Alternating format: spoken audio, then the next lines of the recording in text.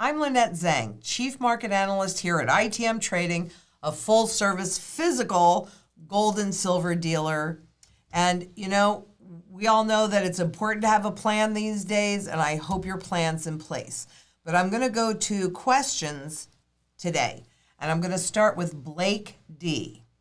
And he says, I believe you anticipate hyperinflation similar to that of Venezuela. Yes, I do indeed. Jim Rickards and Gregory Mannarino have recently stated that since money velocity is down, it is, they anticipate deflation instead of hyperinflation, with the possibility of hyperinflation in the future. What are your thoughts? Well, my thoughts are they're absolutely 100% correct, because they're different sides of the same coin. And a stock market implosion, like we had last March, that's deflation. And real estate imploding, that's deflation. So they're talking about the monetary velocity and deflation, but let me break those two out because it'll make a little bit more sense. And especially for those that are new to the channel and haven't heard this before, but monetary velocity monitors or tracks the number of times that money changes hands. And so you can kind of use it in some ways as a level of confidence or the ability to spend money, right? So if you take on a lot of debt, initially it will make you look like you're very, very wealthy, and you're out there, you're taking on debt, you're spending money, you're buying cars, you're buying houses, you're buying jewelry, you're buying whatever you're buying. But you still then have to pay that debt.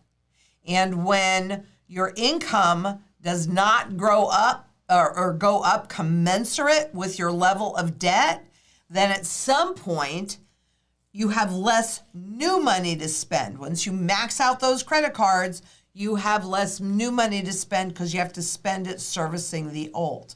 So that is definitely one way that the monetary velocity, and that's why it's been tracking down, frankly, since 97, and why you may have heard me say that we hit peak debt in 97.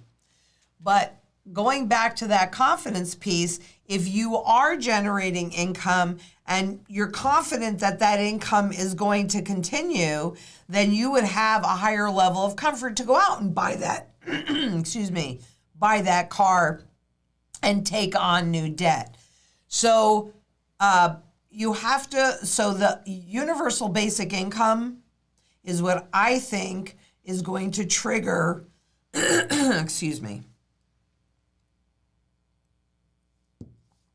think the unleashing of the universal basic income is what's going to make that monetary velocity chart move up in a pervasive way. And that will indicate that we are now in hyperinflation. But the problem with all of this debt, and the reason why that's been tracking down for all of that time, that's deflationary. You have to have, you might have heard of the reflation trade. There is only one way, only one, so it makes it pretty easy, one way to fight deflation, and that is with inflation. So I would say that Jim Rickards, Gregory Mannarino, and many others are saying the same thing. Maybe we're saying it a little bit differently. But there is. That's what the Fed's been fighting. Goodness gracious, quite honestly, that's what they've been fighting since the 80s, since the 70s, since we went on to this pure debt system. The Federal Reserve has been fighting deflation. And as we saw last March, they fought hyper deflation as the markets imploded, with hyperinflation, with all of that money for free. And they're still fighting it. That's why they're doing, oh my gosh, we can't have this recession. That's why they're sending out all the stimulus checks. That's why they still have interest rates anchored at zero. That's why it's whatever it takes. We will do whatever it takes. That's what they're fighting. So Gabby asks, could you elaborate on investing to in foreign currencies? How is that related to the US dollar inflation? Well, essentially, when they say, strong dollar, weaker dollar, what they're actually referring to is against other currencies, right? So if the dollar is stronger, it's because the euro, let's say the euro is weaker. So investing in foreign currencies, it's not something that I do because personally, I know they're all fiat-based, government-based. They are all inflating whatever little bit remains in the purchasing power value. They're inflating it all away. So unless you're traveling to a foreign country, then I would not invest in foreign currencies because look at the central banks globally admit to manipulating their currencies. All central bankers admit to it. Now, they don't call it manipulation. They call it intervention. But what do you think that is? So what is far more important to us, you and me and everybody that's watching this video, is how much that currency can buy. How much can that $20 bill in the US or 20 euro note in Europe, how much can that buy? That's what we really care about. And because of that nominal confusion, it buys you less and less and less. I had a $20 bill in July of 1971. I had a brand new $20 bill, or I could have had a brand new one, I don't really know, in September of 1971. They look pretty much the same. And they all say Federal Reserve Note, which is a debt instrument. Well, the second one said that, Federal Reserve Note. I didn't know that anything had changed. I was 17. I was in that vicinity, 16, 17, 18. So I was old enough to know that something was going on, but not really old enough to understand what was going on. I used to buy a handbag. I wish I bought more gold with it, but I used to buy handbags, leather handbags for $20. Now, can you buy a leather handbag for $20? No, because the dollar's lost that much value. Is it that those handbags are worth that much more? No, it's because the currency is worth that much less. So, if you're investing in foreign currencies, I don't know why you're doing it, to be perfectly honest with you. We're all in the same boat, even if the dollar happens to be weaker or stronger against another currency. And when you ask how this is related to the US dollar inflation, it's because they are all fiat currencies, and globally, every central banker they state, we need more inflation. And what they're really telling you is that fiat currency is overvalued and we are taking it down. You know what currency I like? Here's $20. Face value, $20. 1 ounce of gold. Which would you rather have? This, which in today's current market, it's still severely undervalued. But the last time I looked at it earlier today, it was at what, $17.45 or something like that? $20 bill, nominally identical. $20 face value gold coin, worth a whole lot more in terms of this, in terms of fiat.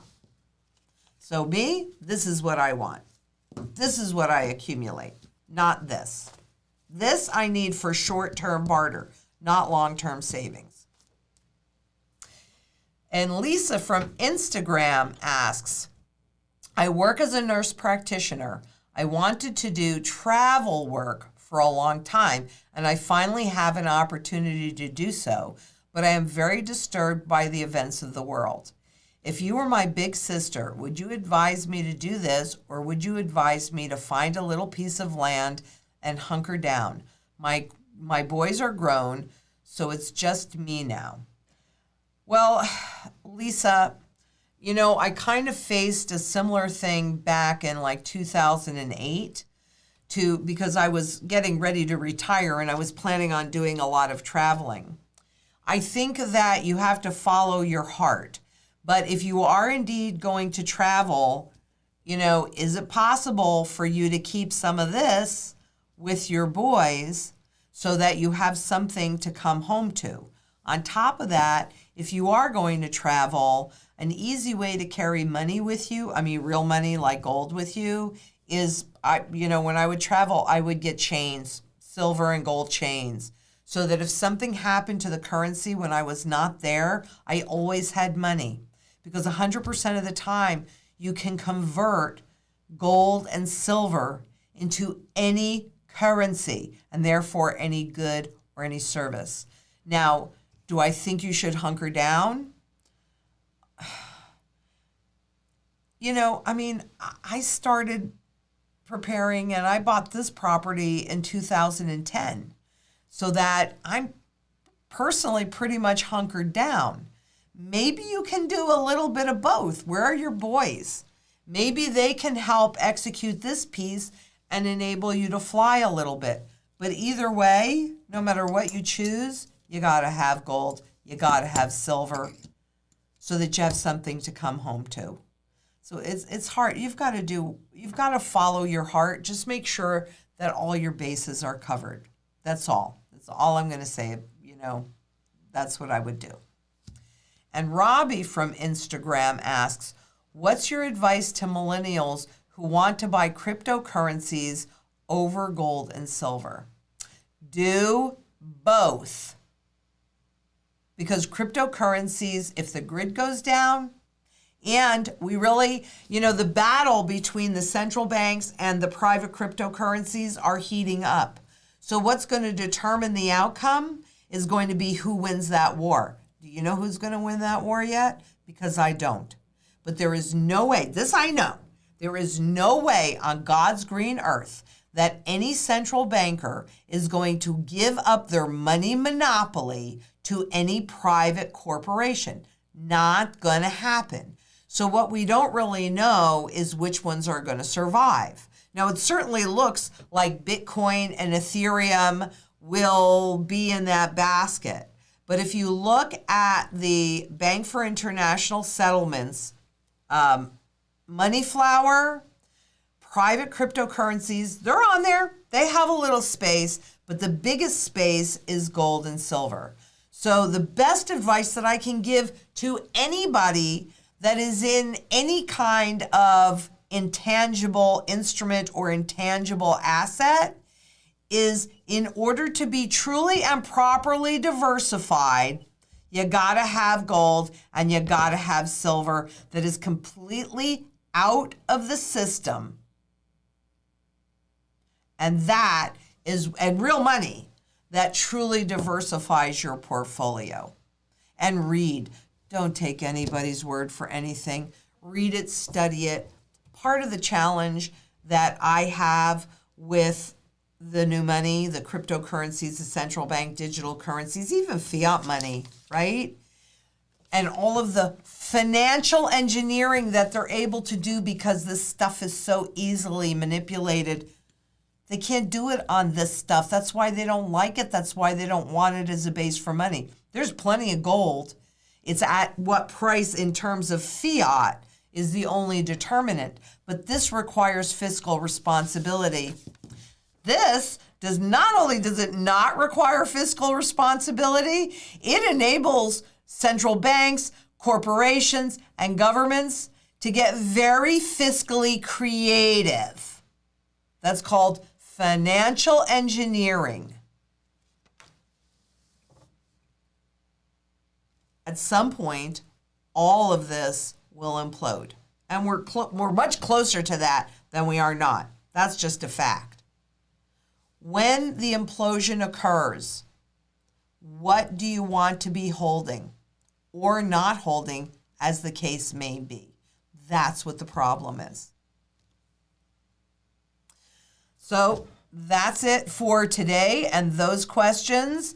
If you have not subscribed, please consider subscribing. Hit that bell next to it. We'll let you know when we go live. The podcasts are out now up. People seem to really be loving it. You want to stay tuned to those because we have some very special things in the works. And, for real time, follow our socials, updates, behind the scenes. I know that Edgar's been doing a lot of good job on behind the scenes. We even talked about some of them today. One of these days, I'm I may let him post something with me getting ready for you guys. When I get pretty in my dressing room, I will have a robe on. Don't worry. It will not be X-rated, I promise. So if you like this, please give us a thumbs up and make sure that you share, and keep those questions coming in. The ones from Eric, questions at itmtrading.com, and we'll take them and answer them. And until next we speak, really want you to remember that it is time to cover your assets. You're going to do some cryptocurrencies, you're going to do some stocks or some other stuff. You got to do what you're comfortable doing. I can't tell you what to do. I can only tell you what I do for me. But if you choose to do that, choose to do this too. It's the only undervalued asset out there, and it's the only real money out there. Why would you not want it? Until next we meet, please be safe out there. Bye-bye.